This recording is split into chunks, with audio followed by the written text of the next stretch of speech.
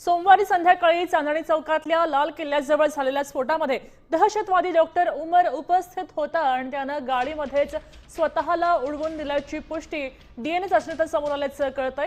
त्यामुळे आता जाणून बुजूनच खरं तर हा बॉम्बस्फोट घडवून आणल्याचं तपासातनं समोर आलेलं आहे।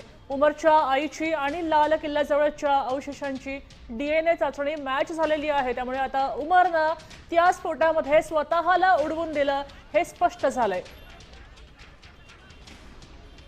उमर कोण होता ते आपण पाहतोय। डॉक्टर उमरची माहिती आहे। स्फोटातल्या कार पुलवामा मधल्या डॉक्टर उमरच्या नावावर होती।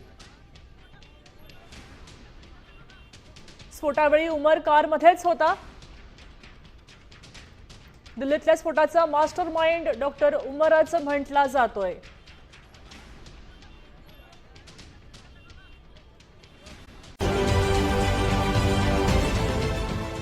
देश विदेशातील प्रत्येक घडामोडींचे लाईव्ह अपडेट मिळवण्यासाठी आता साम टीव्हीच्या सर्व सोशल मीडिया प्लॅटफॉर्मला लाईक, फॉलो आणि सबस्क्राईब करा। तसंच सर्व नोटिफिकेशनसाठी बेल आयकॉन प्रेस करायला विसरू नका।